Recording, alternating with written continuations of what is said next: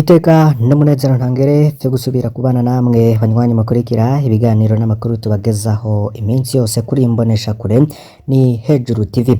Turabahaye kaze banywanyi bacu aho muherereye hose, abadukurikiye bari mu bice bigiye bitandukanye mu gihugu c'u Burundi, hanze y'u Burundi, muri Afrika hamwe no ku yindi migabane ya kure, mwese turabakengurukiye cane kandi turabahaye kaze.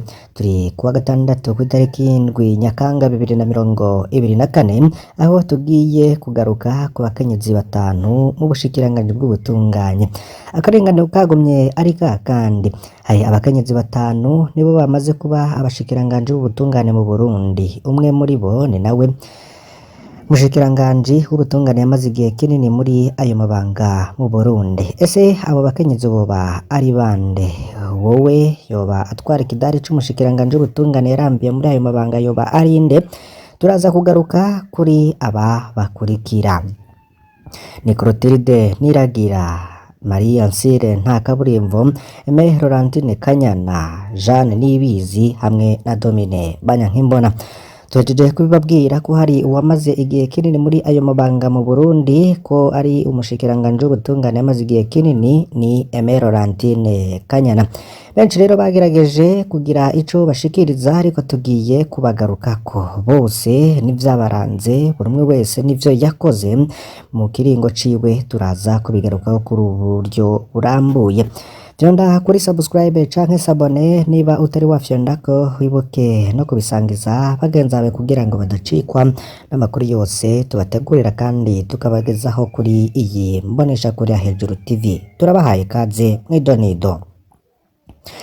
Reka dutangurire ku mushikiranganji w'ubutungane Clotilde Niragira. Niwe mukenyezi wa mbere wabaye umushikiranganji w'ubutungane kuva muri 2005 gushika muri 2007.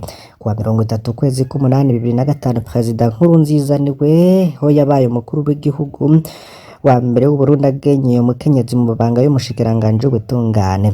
Uwo yari yagenye ni Maîtresse Clotilde Niragira, yabaye muri ayo mabanga gushika muri 2007 araheza asubirizwa na Jean Bosco Ndikumana.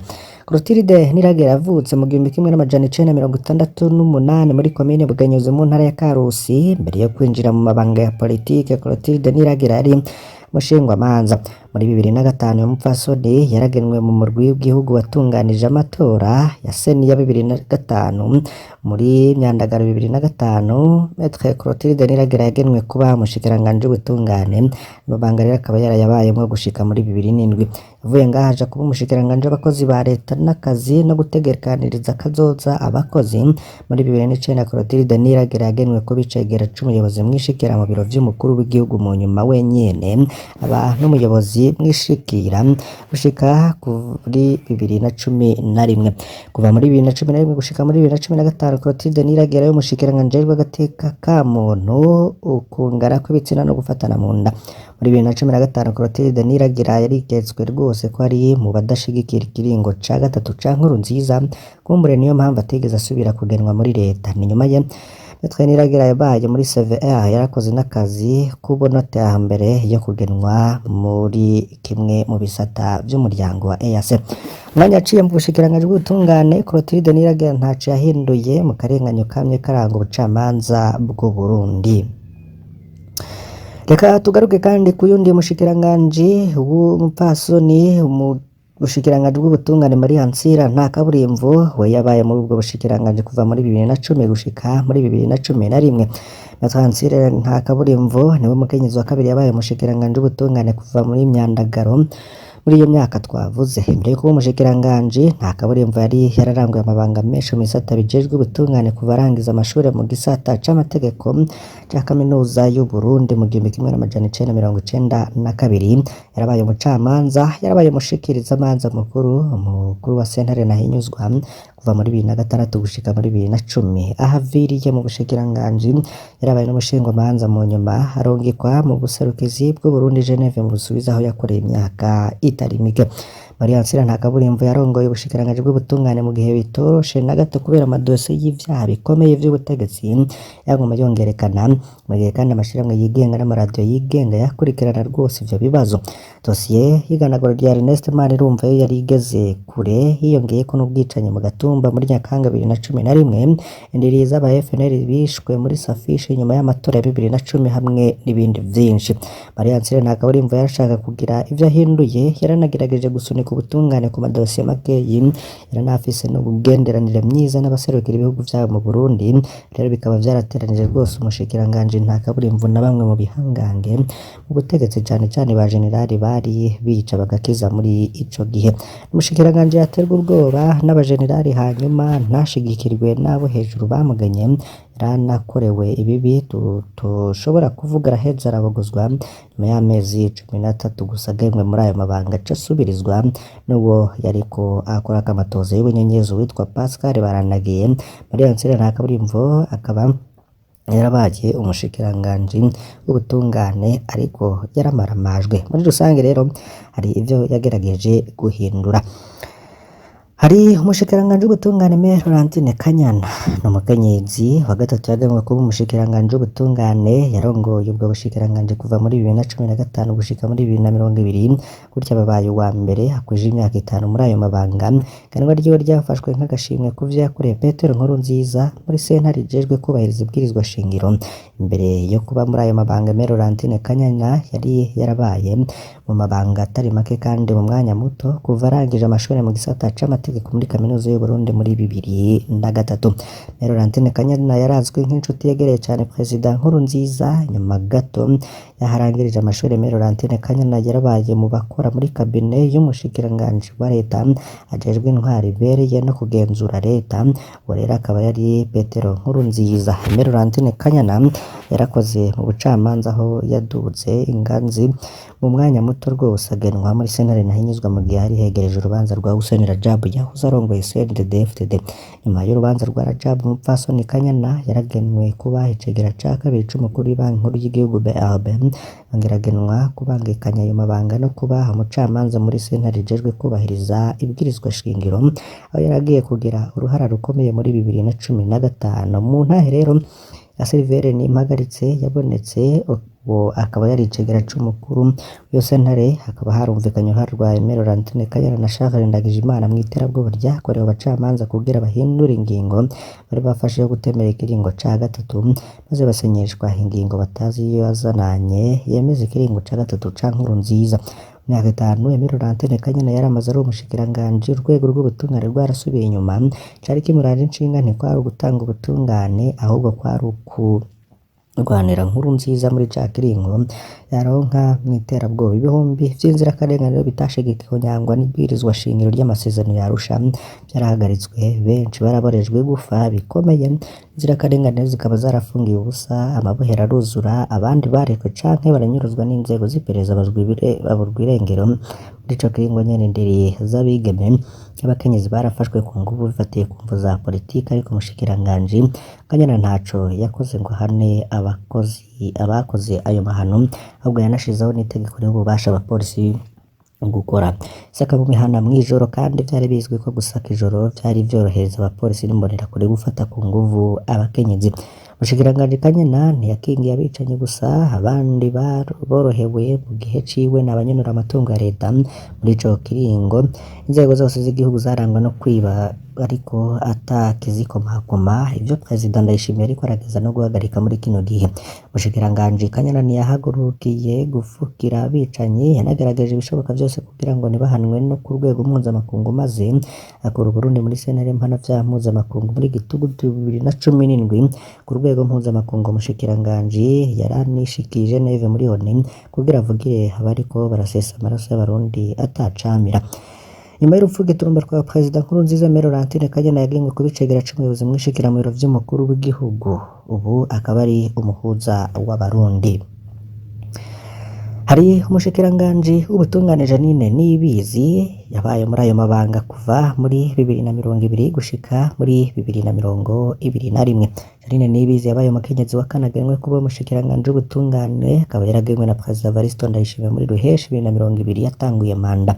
Mbere yo kuba umushikiranganji w'ubutungane, Janine Niyibizi yari umushikirizamanza mukuru i Gitega, yamaze umwaka n'amezi 5 gusa ari umushikiranganji w'ubutungane, acarabogozwa muri Munyonyo 2021. Ikiringo c'uwo mushikiranganji Janine Niyibizi carabayemwo imanza za politike zikomeye nk'urubanza rw'abaganiriye Perezida Ndadaye mu 1993. Muri ico kiringo ciwe harasohotse dosiye y'akamaramaza RPS ijana ihana abantu 34 barimwo baranira agateka ka muntu n'abamenyesha makuru 12 bagirijwe ko bashatse gutembagaza ubutegetsi muri 2015. Turetse ko abo bantu batigeze baburana kandi ubucamanza butigeze bwerekana ico bagirizwa, umwe wese muri abo urwo rubanza ntirwigeze runasomwa. Baciriwe urubanza rero barankiye kunguruza izo manza za politike zo mu gihe ca Janine Niyibizi zarakozwe gihutihuti ata burenganzira bw'ababuranyi bwubahirijwe. Urubanza rero rwatangura ingingo izoruvamwo yaramaze gufatwa, kumenya ukuri nta kibanza vyaba bifise.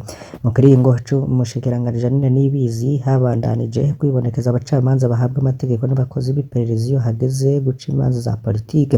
Janine Niyibizi ntaco yakoze kiboneka ngo abihagarike, aho yagerageje naho vyabonetse ko atanga uguvu yari afise ku bakozi b'iperereza bikomeye cane nko kunyuruza abantu bakabugwa irengero canke ihohoterwa ry'abatavuga rumwe n'ubutegetsi vyarabandanije kandi ntivyigeze bikurikiranwa. Ubutungane rero bwabandanije kuba n'inyondo kubahamwa n'ubutegetsi, ngera kuba umutaka w'abakora ivyaha bikomeye mu butegetsi. Janine Niyibizi yagaragaje guhana abacamanza bo mu masentare y'intango bigenza nabi, ariko ntiyigeze yubahuka abo mu masentare makuru. Muri Nzero 2020 haradutse dosiye ibabaje cane ifungwa ry'umukenyezi w'imyaka 18 yitwa Krista Kaneza, yaraheruka gupfakara yiciwe umugabo n'iperereza, ariko aba ari we ahagarikwa ngo yiyiciye umugabo. Umushikiranganji Janine Niyibizi yaragerageje guhagarara rugabo muri iyo dosiye, aho yari ahanganye n'abakomeye muri leta no mw'iperereza. Urugamba ntirwamworoheye kandi rwerekanye ko umushikiranganji Niyibizi ashobora kuba yarashaka guhindura ibintu mu nzego z'ubutungane akabura inguvu. Kumbure biri no mu vyatumye akurwa ubutaraririye nk'umukenyezi. Umushikiranganji Janine Niyibizi yaragerageje kuba hafi y'abakenyezi barenganwa mu ngo, yakuwe hakiri kare atarerekana neza intumbero yari afise. Ku mushikiranganji wa gatanu hari nawe tugiye guhereza ko ni umushikiranganji w'ubutungane Domine Banyankimbona. Ni umukenyezi agira gatanu yarongoye ubushikiranganji bw'ubutungane asubirije Janine Niyibizi muri Munyonyo 2021. Mbere yo kwegerwa muri ayo mabanga, Domine Banyankimbona yari yarakoze amabanga menshi arimo kuba icegera c'umukuru wa Sentare nahinyuzwa no kuba umushikiranganji w'abakozi ba leta n'akazi. Abantu benshi bavuga ko hakeye vuba cane kugira ngo hamenye ko hari iragi azosiga nk'umushikiranganji w'ubutungane. Gusa mu gihe kinini havugwa cane abanyororo baheze umunyororo ntibarekurwe, inzara idasanzwe mu babohero. Ikiringo ciwe rero kaba kirimwo n'umuriro carabayemwo umuriro warigise igice c'ibohero rya Gitega muri Kigarama 2021. Abanyororo batazwi igitigiri barasize ubuzima.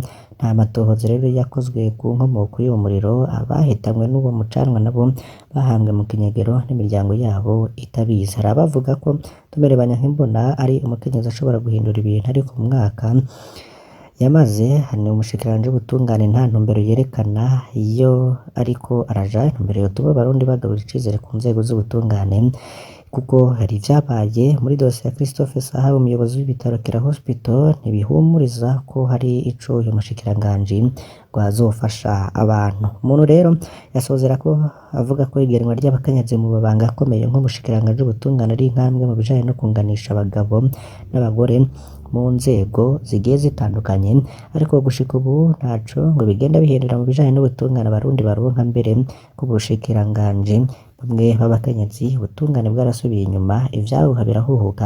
Abakenyezi nabo rero bagerageje kugira ico bahinduye, ntibamaze na kabiri bakuwe bamaramajwe. Muri make nta tandukaniro ngo riraboneka hagati y'abashikiranganji b'abakenyezi n'abashikiranganji b'abagabo mu bijanye no kurwanira inyungu z'umunyagihugu.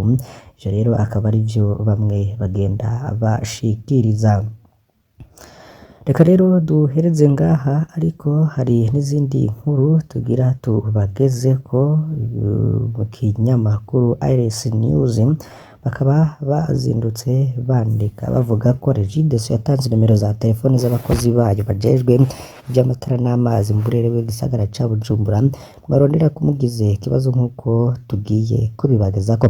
Ni itangazo rero rimenyesha ko abo mu burere muherereyemo mubabuze muca murondera abakurikira muri hari Niragira Yves Valeri akaba afise nimero ya telefone 62 ubusa 1 canke 617 urera akaba ari uwo mu gisata c'umuyagankuba.